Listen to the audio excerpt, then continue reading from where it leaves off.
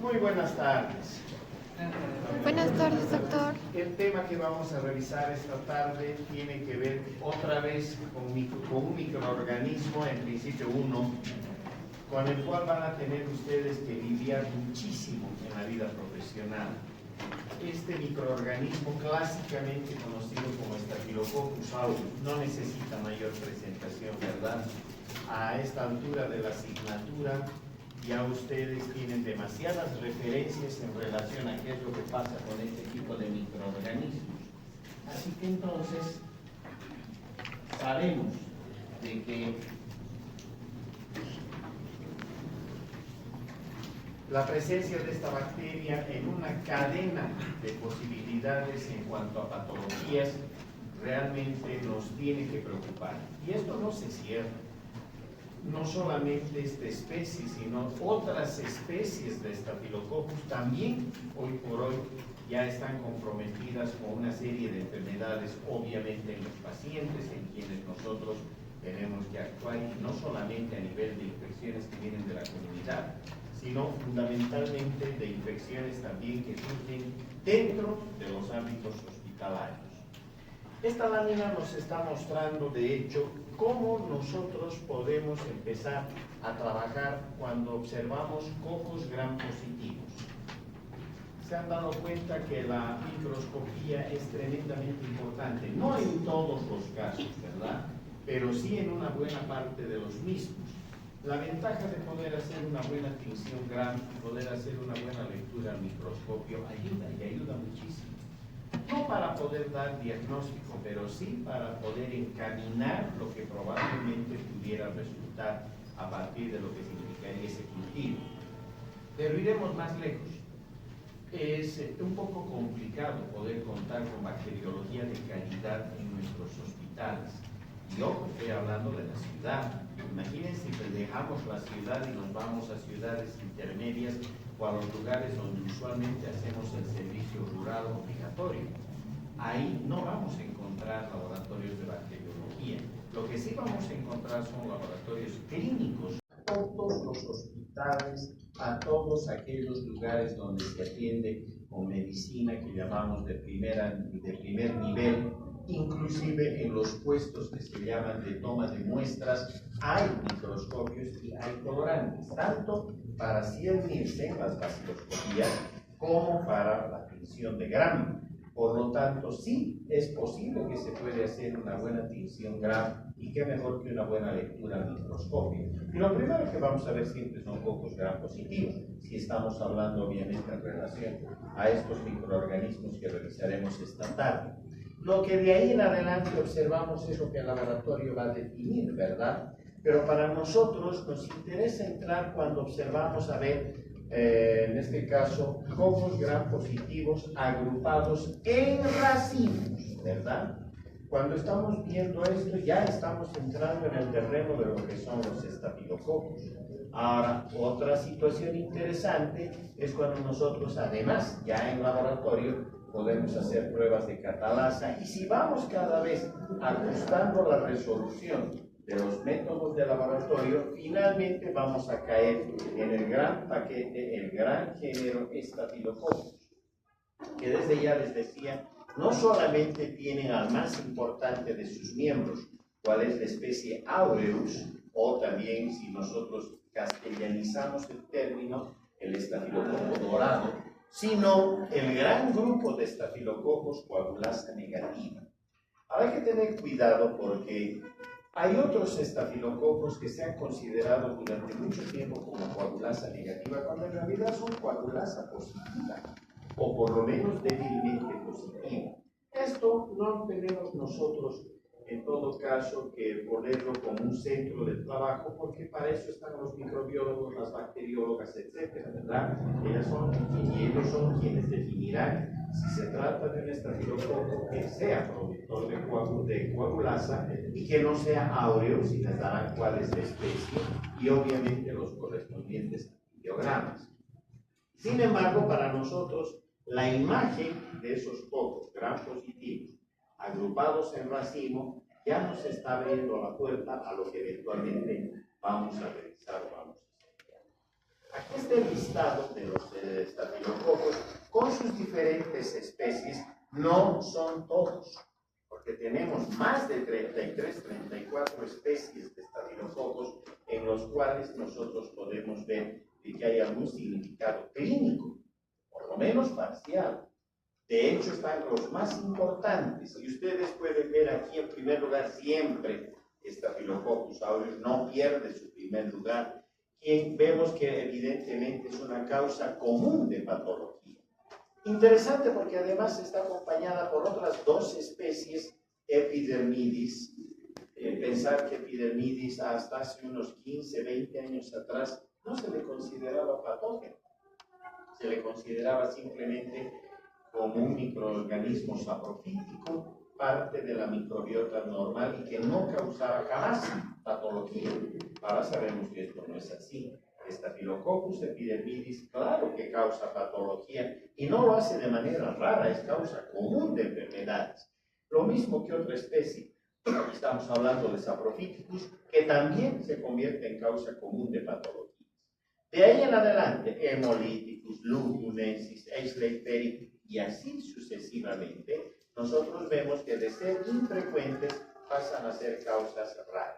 Pero en eso hay que también tener cuidado, porque puede ser raro desde el punto de vista de patología que proviene de la comunidad, pero en cambio sí se convierten en causa frecuente cuando ya estamos dentro de un hospital y revisamos las infecciones asociadas a la atención en salud, aquello que, como ya hemos dicho varias veces, antes le denominábamos como infecciones nosocomiales o intrahospitalarias, ¿verdad? Ahí dejan de ser raras y poco a poco empiezan a tomar un carácter muchísimo más frecuente. Ese es el panorama entonces general en cuanto a Staphylococcus se refiere. Estamos hablando de células bacterianas que tienen forma esférica. Obviamente nosotros en la división de Gram y a la microscopía estamos observando básicamente en dos dimensiones, sobre todo cuando además sacamos la fotografía, ¿verdad? En la realidad esto es tridimensional, por lo tanto en realidad se trata de células esféricas, pero que además tienen más o menos un micrómetro de diámetro. Cada una de estas esferas tiene más o menos un micrómetro de diámetro, lo que entonces hace factible que nosotros pudiéramos afinar y mejorar la resolución de diagnóstico si estamos mirando a microscopía, porque si hacemos un examen a partir de un material purulento y hacemos el Gram y tenemos esta observación, lógicamente ya el balance de nuestro diagnóstico se estaría inclinando por la probabilidad de un estafilococo, ¿verdad? No podemos nunca aseverar en el 100%, menos decir que se trate de aureus, porque sea aureus, sea epidermidis, sea saprophyticus, cualquiera se van a presentar como cocos gram positivos agrupados en racimos. Eso de darles la especie que corresponde al cultivo y obviamente a la identificación bacteriológica. Así que lo que hace la tinción de Gram es por lo menos orientarnos en que estamos enfrentados a bacterias Gram positivas y que potencialmente, por la imagen que estamos viendo, pudiera tratarse de Staphylococcus. Hasta ahí llega la microscopía. Pero es importantísimo, porque vean, ya están definiendo un carácter potencial en cuanto a que se trate de bacterias Gram positivas. Y eso para el tratamiento es vital. Una cosa es tratar infecciones por bacterias Gram negativas y otra muy diferente por bacterias Gram positivas. Por lo tanto, incluso esto les ayuda, les orienta a la hora de definir un tratamiento empírico apoyados en la clínica en relación a lo que están viendo en el paciente, en la epidemiología, cuán frecuentes son esas infecciones ahí donde ustedes están, y desde ya, además, apoyados en esta observación directa. Obviamente tienen más opciones de poder, en todo caso, establecer un buen tratamiento empírico hasta que llegue la confirmación del laboratorio. Y en este caso, ya les he dicho, hay muchos lugares todavía del país donde lamentablemente no se hace la parte del laboratorio de bacteriología.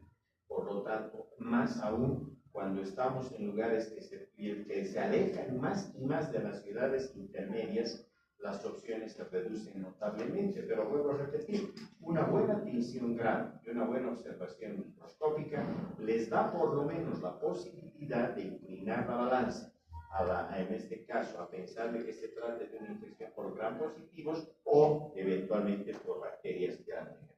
¿De acuerdo? Por otro lado, son bacterias típicamente inmóviles, no tienen movimiento. Y una gran ventaja, esto sí que para nosotros es a favor, en todo caso, es el hecho de que no sean esporulados. Porque si estos microorganismos, además de todas las potencialidades que tienen, además fueran esporulados, imagínense el problema en el que estaríamos en nuestros pacientes, ¿verdad? Las bacterias esporuladas siempre tienen mayor posibilidad de poder responder de una manera más agresiva en cuanto a patologías se refiere. Esta otra imagen también es interesante porque a partir del género Staphylococcus nosotros podemos ver los coagulasa negativa y los coagulasa positiva. Y si ustedes ven en los coagulasa negativa, acá tenemos aquellas especies que están relacionadas con patología en humanos. Y ustedes pueden ver que epidermidis, el gran paquete de epidermidis, claro que está relacionado con patología. De hecho, pacientes que pueden ingresar, sabemos que cada vez tenemos más de estos pacientes, a los procedimientos de hemodiálisis. Generalmente son pacientes con diagnósticos de diabetes, ¿verdad? Este tipo de pacientes tienen la probabilidad de hacer infecciones al momento de las hemodiálisis, donde la causa número uno radica en los Staphylococcus epidermidis, o las infecciones asociadas también a los entornos intrahospitalarios, donde los reemplazos, en este caso, con prótesis, desde el punto de vista quirúrgico, por ejemplo, prótesis de cadera. Ahí hay que tener muchísimo cuidado porque la causa también número uno de infecciones en estos reemplazos quirúrgicos radica en Staphylococcus epidermidis. Y ni qué decir en cuadros bacterianos donde también están. De hecho, hemolíticus, capitis, etcétera, también están presentes en la posibilidad de asociarse con patología en humanos. El otro gran paquete dentro de los coagulasa negativos es el hecho de hablar de Staphylococcus saprophyticus. Staphylococcus saprophyticus está ligado a infecciones de tracto urinario, generalmente en mujeres jóvenes, mujeres que además han iniciado ya su vida sexual activa. Es la clásica presencia de una bacteria cuando ha habido relaciones sexuales, generalmente además después del matrimonio, después de las primeras relaciones sexuales, y pueden aparecer cuadritos de infección urinaria en las mujeres. Estos cuadros pueden tener como agente biológico al Staphylococcus saprophyticus, ¿de acuerdo? Así que esa es pregunta clásica de parcial: ¿cuál es el estafilococo que se asocia más a infecciones de tracto urinario? Sin duda alguna, la especie Saprophyticus.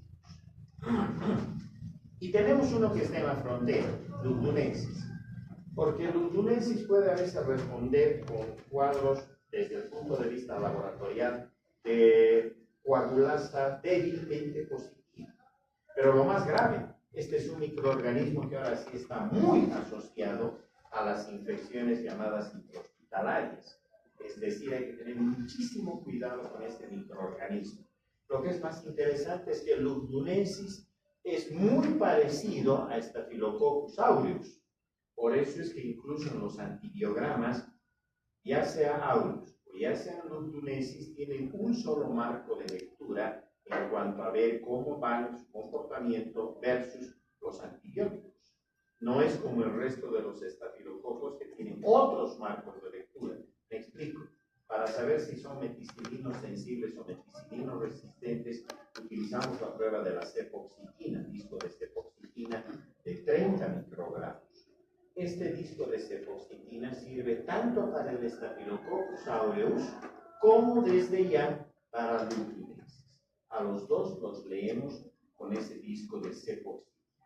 En tanto que a las otras especies las leemos ya sea con cefoxitina o ya sea con el disco de oxacilina, que ustedes ya por su repaso de antibióticos ya saben que corresponde a isoxazolil penicilina, ¿verdad? Ahí están oxacilina, cloroxacilina, penicilina, están la apsidina, es decir, aquellas penicilinas que son penicilinasa estables, resisten la acción de la metalactamasa de los estafilococos, ¿verdad? Y por lo tanto eso les permite ser utilizadas. En Bolivia utilizamos mucho este tipo de moléculas si se trata de cepas meticilinos sensibles, ¿de acuerdo? Y hay otras en las que solo se puede utilizar dentro de las especies los discos de oxacilina. Una vez más, lugdunensis y aureus se leen con el disco de cefoxilina. Y miren, entramos a los coagulasa positiva, en todo caso aquellos coagulasa variable, que aquí están, el pseudointermedius, el intermedius, el filicus, Staphylococcus aureus subespecie anaerobius, que son típicamente también coagulasa positiva o débilmente o parcialmente positiva. Y el que francamente es coagulasa positiva, que desde ya corresponde a la bacteria Staphylococcus aureus, también conocida como la subespecie aureus o simplemente Staphylococcus aureus. ¿De acuerdo? Así que si yo vuelvo la película para atrás y voy a definir el carácter en cuanto a las posibilidades de ser detectadas por las pruebas de coagulasa que son aquí fundamentales, tengo a la especie que es típicamente coagulasa positiva sin lugar a discusión, que es aureus. Los que parcialmente me pueden dar pruebas de coagulasa positiva, y aquí los tienen, sobre todo pseudointermedius, intermedius y filicus, que son los más frecuentes, diremos, en los aislados en patología humana, y de ahí uno que está en la frontera, que es lugdunensis, que a veces puede hacer confundir y puede dar pruebas de coagulasa también parcialmente positivas, ligeramente positivas, y a veces dan francamente negativas. Y de ahí para abajo, los coagulasa negativas, saprofíticos en infecciones de tracto urinario y epidermidis y el resto de las bacterias en el resto de las infecciones también. Generalmente estas se van a asociar más a las infecciones asociadas, relacionadas con la atención en salud. ¿De acuerdo? Ahora sí, ya nos resulta muchísimo más fácil, porque si yo veo ahora a estos estafilococos altamente patogénicos, tiene que haber un motivo, una razón para que sean altamente patogénicos. Por ejemplo, aureus, ¿verdad? Es muy difícil que aureus no provoque infecciones si las condiciones no están dadas, o más bien si se le han dado las condiciones. En la piel no causan absolutamente nada. Todos tenemos Staphylococcus aureus en diferentes regiones de la piel, sobre todo en las manos, también en las fosas nasales, también están en el canal vaginal, también están en el canal uretral, pero no dan infecciones. Basta que se produzca la destrucción de uno de estos tejidos o de estas mucosas y muy rápidamente Staphylococcus aureus ahora sí puede empezar a provocar desde las infecciones clásicas, heridas infectadas, ¿verdad?, hasta problemas muchísimo más grandes. Por ejemplo, por toxinas exfoliativas, el síndrome de la piel escaldada. Cada vez que los bebés, los niños, se escaldan, es por la presencia de Staphylococcus aureus en la piel. Es porque no se les ha cambiado los pañales, es porque esos pañales con la orina han macerado la piel, y hemos dicho que están en la piel, por lo tanto los estafilococos tienen un buen medio de cultivo allí, van a desarrollar y por sus toxinas exfoliativas van a provocar el síndrome de la piel escaldada. O las enterotoxinas están en nuestras manos, hemos dicho. Por lo tanto, si nosotros manipulamos alimentos, el caso de las famosas cremas chantilly o las salteñas recalentadas o las tucumanas, con esa variedad de salsas que a uno le ponen y que parecerían que son fantásticas, y sí son fantásticas, porque son cultivos puros de estafilococo dorado, y de hecho, si están a temperatura ambiente, 14, 15, 16 grados, hasta 20 grados, estas bacterias, Staphylococcus aureus, pueden empezar a fabricar estas enterotoxinas para provocar lo que son las famosas intoxicaciones alimentarias. No nos comemos al estafilococo, nos comemos las enterotoxinas que fabrican. Y nanogramos de estas toxinas, nanogramos, son suficientes para disparar un cuadro de intoxicación alimentaria. Clásica porque si a las 10 de la mañana hemos comido esa crema chantilly, que está recontaminada con las manos de la persona que ha batido, donde se quedó estafilococo dorado, por temperatura, por la leche, por los componentes que allí tiene, la bacteria desarrolla, va a fabricar o expresar sus enterotoxinas, y de ahí en adelante, cuando alguien consume esto, a las horas, 4, 5, 6, 8 horas más tarde, empieza el dolor abdominal, el cólico abdominal y la diarrea, ¿verdad? Una diarrea abundante, líquida, en cuanto a que tiene un carácter explosivo, porque lo que está haciendo el intestino delgado es intentar eliminar a esas enterotoxinas, porque además se ha puesto en marcha un mecanismo fisiopatológico como es la activación del sistema GNP cíclico, por el cual se va perdiendo agua y electrolitos. En estos casos, ¿vale la pena dar antibióticos? No, ¿verdad? Podemos provocar una barbaridad, más bien. Lo que tendríamos que dar es simplemente reponer líquidos y electrolitos, punto, ¿verdad? Una dieta blanca y blanda y reponer líquidos y electrolitos y pare de contar. Esos cuadros se van a autolimitar en la medida que se elimina la enterotoxina. Y si no, estamos reponiendo líquidos y electrolitos. En 24, 48, 72 horas todo vuelve a la norma. ¿De acuerdo? Así que esa es otra pregunta clásica de parcial. ¿Le daríamos antibióticos a alguien que está con intoxicación alimentaria por estafilococcus aureus? La respuesta es un no rotundo, porque hemos dicho que es la enterotoxina la que está provocando el daño. El estafilococo por ahí ni siquiera lo hemos ingerido, ¿verdad? O por ahí si lo hemos ingerido va a llegar al estómago y va a pasar y no sucede absolutamente nada. Es la enterotoxina la que provoca todo este daño. Pero además, los estafilococos tienen la capacidad de expresar superantígenos. Y estos superantígenos sobre todo están representados por el famoso TSST1.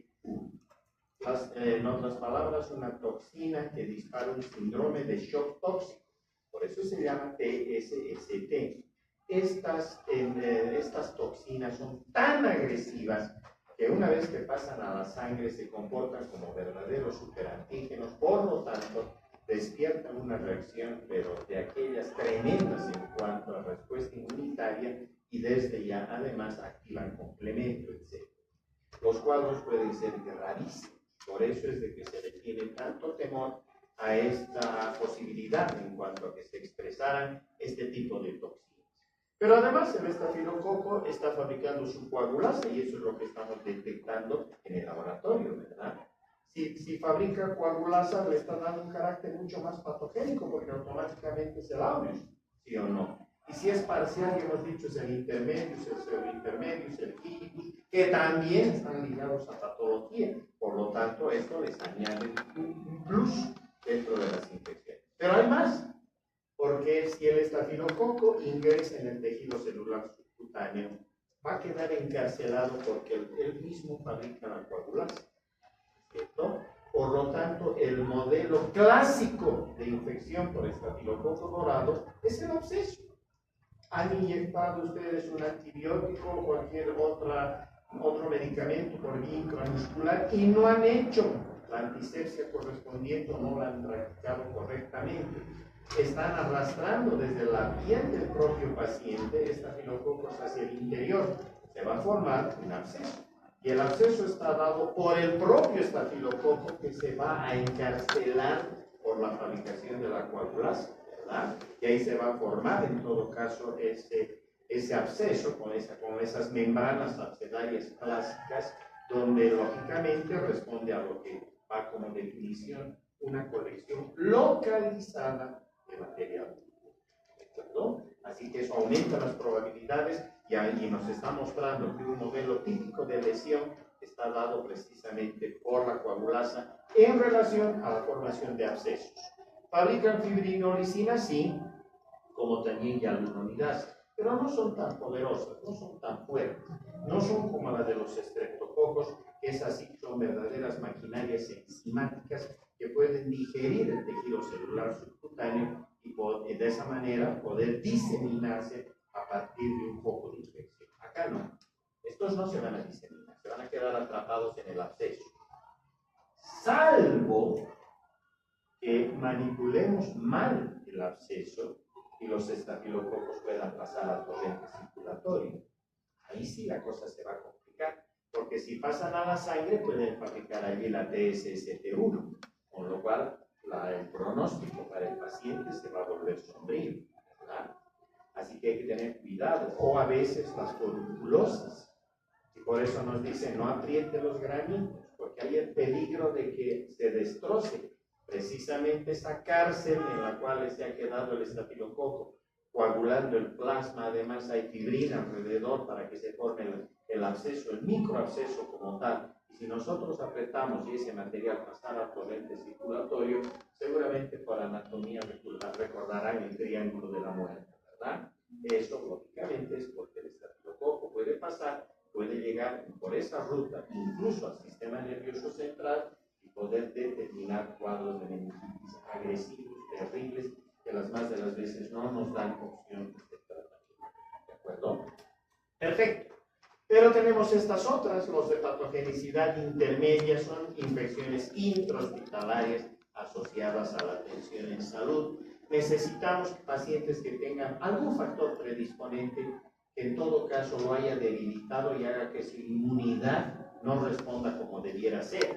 Pacientes inmunosuprimidos porque están recibiendo corticosteroides, porque están recibiendo drogas, por ejemplo, del tipo de citostáticos para algún determinado tipo de cáncer o que han sido irradiados con bomba de cobalto, presencia de dispositivos médicos desde las válvulas intracardíacas hasta los reemplazos en cuanto a prótesis, cadera o cualquier sector del organismo. Y desde ya es necesario saber si evidentemente ese microorganismo, en este caso hemos dicho que lleva la pauta de epidermidis, es el que está dando la infección o simplemente es un colonizador o un contaminante. ¿Se dan cuenta? Porque están en la piel, están en todo nivel, por lo tanto pudiera tratarse simplemente de un contaminante y no del agente biológico. Esto tendrá que definir muy bien el laboratorio y ustedes tendrán que además, con los datos del laboratorio y los datos de la clínica que están revisando desde el punto de vista médico, tendrán que asociar bien para determinar si evidentemente hay suficientes argumentos para pensar que este estafilococo está causando esa patología o no. Y los infrecuentemente que ya están viendo aquí, que son especies más de cortes simbióticos o simbiontes, que las más de las veces han establecido buenos equilibrios allí donde se encuentren, pero cuando estos equilibrios se rompen, quemaduras extensas, etc., ahí puede haber la probabilidad de que puedan aparecer cuadros infecciosos. Al grano, así los vemos, ¿verdad? Pocos gram positivos agrupados en racimos. Y nosotros volteamos y ahora vemos el cultivo. Para el cultivo, esto es característico para Staphylococcus aureus, en tanto que esto para el Staphylococcus epidermidis. Estos tienen un color amarillo dorado intenso, estas otras un color blanco porcelana. Característico, típico, esto desde ya, sobre todo en medios de cultivo del tipo de la garza. Pero partimos por enriquecimiento y para ello sembramos las muestras en caldos. Pueden ser en caldo soya triticasa, puede ser en caldo infusión cerebro-corazón. Esto le permite enriquecer la cantidad de microorganismos que si es pequeña, ahora sí va a aumentar el número y de ahí nos pasamos a la agar-sangre y no hay mayor problema. ¿Listo? Por lo tanto, necesitan condiciones básicamente de aerobiosis. Son bacterias aeróbicas. En algún caso microaerofílicas, es decir, bajas tensiones de oxígeno. Pero ideal si ustedes les dan buenas condiciones de oxigenación. Su temperatura ideal, 35 grados centígrados. En otras palabras, están actuando como mesofílicos, ¿verdad? Por otra parte, los pigmentos aparecen mejor a temperaturas que están no solo 20, desde 15, 17, 18 grados hasta 25 grados centígrados. Por otra parte, este dato es claro. Resisten hasta 50 grados centígrados por 30 minutos.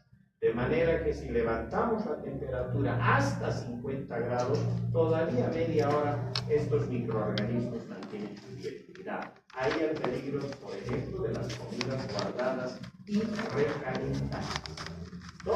Y además pueden también resistir concentraciones concentraciones elevadas de cloruro de sodio, hasta el 9%, y no les hace absolutamente nada.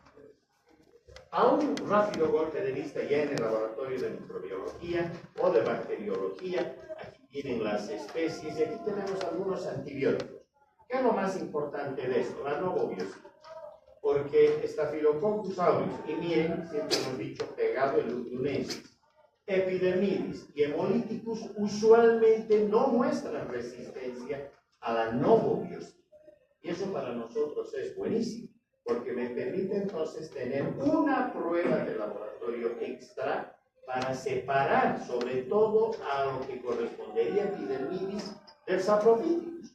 Porque si yo pongo a la Epidermidis y al Saprophyticus juntos, me dan colonias del mismo color, blanco, aporcelanado, algo grisáceas alguna vez. Les miro a la microscopía, las dos me muestran cocos gram positivos agrupados en racimos. Y entonces, ¿cómo defino? Además, les corro la coagulasa y las dos me dan negativas. Entonces, ¿cómo puedo saber si la una es Epidermidis y la otra es Saprophyticus?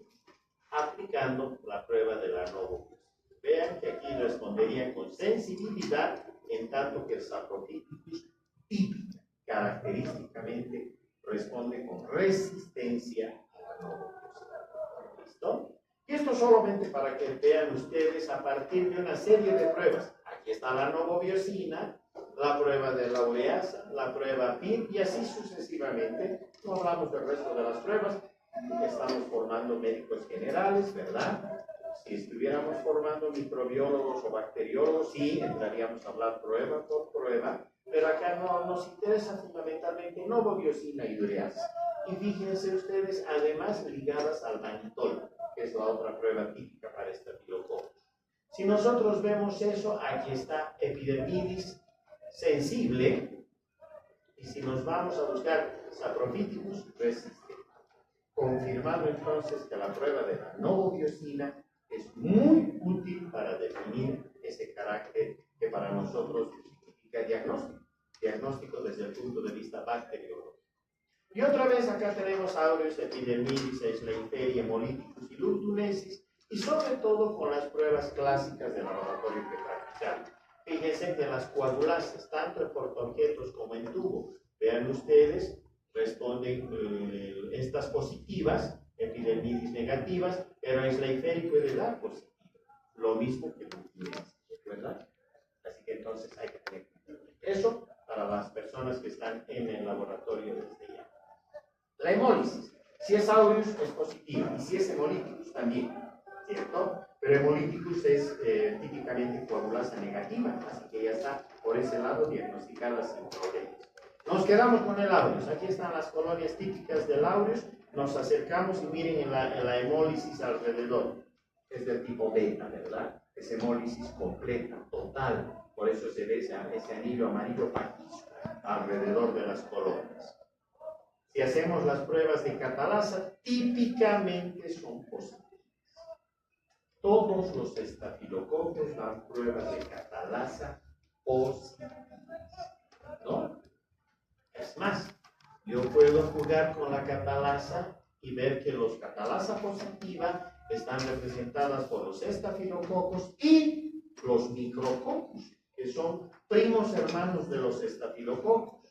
En cambio, los catalasa negativas son los estreptococos y los enterococos. Miren, con esa pruebita tan sencilla que es con agua oxigenada que se hace, ¿verdad? Miren, con una prueba tan sencilla, ya me doy cuenta si estoy en este paquete o en este otro paquete. Aquí la prueba es positiva, la otra es negativa. Hay burbujeo, es catalasa positiva. No hay burbujeo, es catalasa negativa. Y si quiero separar Staphylococcus de Micrococcus, tengo otras pruebas, la bacitracina y la purasolidona. Ahí me quedo, porque vuelvo a repetir, ustedes deben tener una imagen general. ¿Listo? Esta es la prueba clásica de la coagulasa. Aquí la tienen en portaobjetos y aquí está en tubo de ensayo. La una está detectando la coagulasa libre y la otra la coagulasa ligada. La coagulasa libre es que uno prepara una suspensión con las colonias del estafilococo con plasma. Y usamos el plasma humano. Este es plasma que sale de las pruebas de TPI, etcétera, del laboratorio clínico, ese plasma utilizamos. Lo ideal, según la bibliografía clásica, debería ser utilizar plasma de sangre de conejo, que además esté deshidratado u oxalatado. Bueno, eso muy difícilmente se va a conseguir. Trabajamos con plasma, en este caso humano, y no hay problema. ¿Listo? Ahora, no va a haber coagulación por toqueos.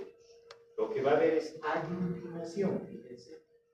No es que se va a coagular en el porto, sino va a haber en todo caso, aglutinación. Vemos que se forman grumos y ya está. Esta es prueba de coagulasa positiva en porto. En cambio, miren en tubo cómo se forma el coágulo.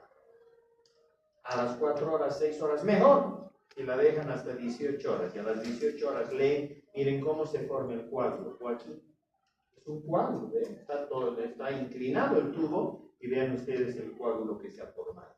Esa es una prueba de coagulasa positiva sin discusión. Y la otra prueba que hemos dicho que nos termina de certificar es el manitol. Aquí está.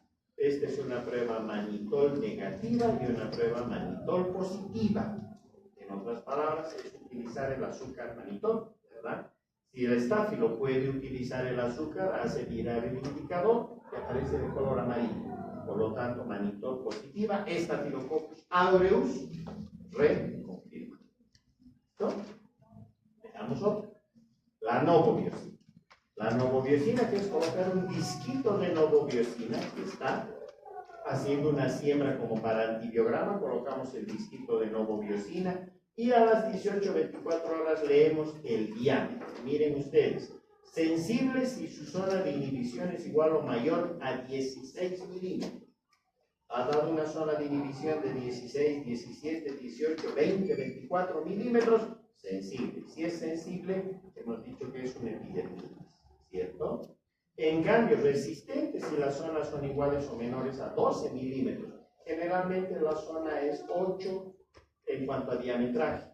8 o menos, a veces 6 milímetros. No hay algo de inhibición, ¿de acuerdo? En ese caso es resistente y esa es una típica especie saprophyticus. Hemos dicho presente en infecciones del tracto urinario. Y finalmente a la prueba de la ureasa positiva, ureasa negativa. Esto solo para terminar de armar lo que llamamos el mosaico de identificación de Staphylococcus.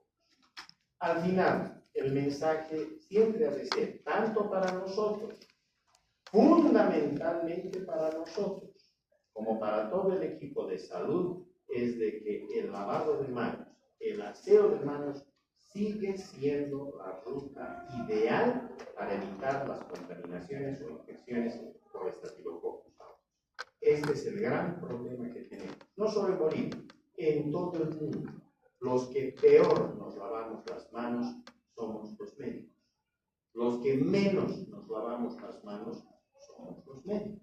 Y aunque no me crean, aún dentro de los médicos que están atendiendo a pacientes críticos de terapia intensiva, infectólogos o cirujanos, son los que menos se lavan las manos cuando van de un paciente a un segundo paciente para revisarlo o para hacer el interrogatorio correspondiente. En otras palabras, hay que lavarse las manos. La mejor manera de mostrar respeto por un paciente es lavarnos las manos antes de proceder a revisarlo, antes de proceder a hacer la penetración, la auscultación, etc., porque así estamos demostrando que tenemos respeto por ese paciente. A veces nos dicen, pero no hay pues lavabos, no hay jaboncillos o jabón líquido, listo. Tenemos los frascos con gel, con alcohol, ¿verdad? O simplemente alcohol. Nos echamos en las manos y que vea el paciente que estamos actuando de esta manera y que en otras palabras les estamos mostrando respeto. Nuestros pacientes necesitan y merecen el mayor de los respetos por parte de nosotros. ¿De acuerdo? Eso es todo. Muchas gracias.